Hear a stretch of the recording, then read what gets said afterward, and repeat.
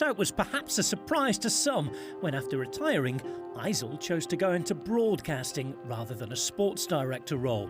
After a hard day in the mountains, the riders are leaving the Alps, and today is a day for the sprinters. This season, that has changed though, with the Austrian taking up a position with the Bora Hansgrohe team. How I became a DS? Simple, because I just love it. Love my job, being on the other side of the fence, interviewing the riders, seeing the race from a different angle. But at the same time, I started missing being in one group and just having the joy of winning.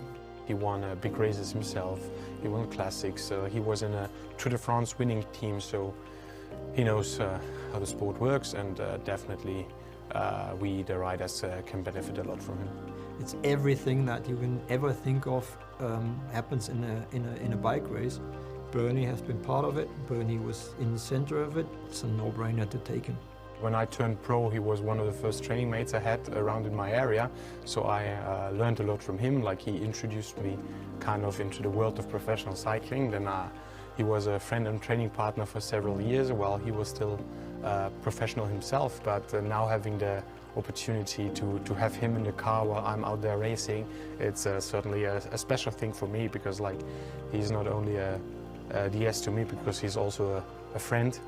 Yeah, you know him from television, so please don't ask for his autograph straight away. Bernhard Eisel, so one of the legends of the sport.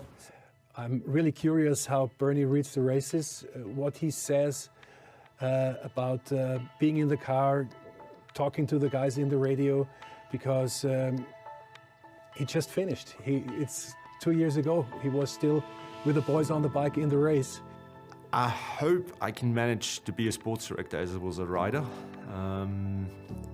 trying to be natural, and this would mean when it really comes to the important moments, the crunch time, where it's like staying focused, having everything planned out, knowing all, pretty much the numbers, the Ks, how far to go, then more prepared you are, more relaxed I become, and this I always managed as a rider.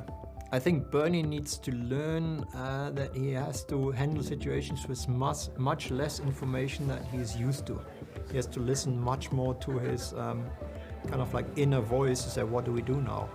Without having everything, having all the facts. I think that is a little bit shocking for former riders, and I think that's a learning process for everybody who has been a professional bike rider and then steps into the car to say, wait a minute, I'm car 17, can't even see a bike rider for the whole day, but people expect me to take decisions. I think there is no perfect DS. Every rider likes another DS, every rider needs another type of motivation. Some like more information on the race radios, some less. But I think at the end of the day it's important for a good DS to feel what the rider needs, and the DS who feels best what riders need to perform, in my opinion, the best DSs in the world. The fact that he just retired a year or two ago, like he's fresh, like he still knows how painful it is to fight for position, to suffer on the mountains and all this stuff. Like sometimes I have the feeling like when you have directors sitting in the car already for 20 years, like they forget how hard it actually is. It's a learning process for me, and also, of course, understanding the riders, and they have to probably over the coming months to start understand me, what I want of them. But it's more like to work with the riders. That's the most important thing. He will learn a lot, and he will see a lot, and maybe he will also apologize to some of his old DSs when he was a pain in the ass or something. But I really look forward to work with him, and I can't wait to celebrate our first victory together.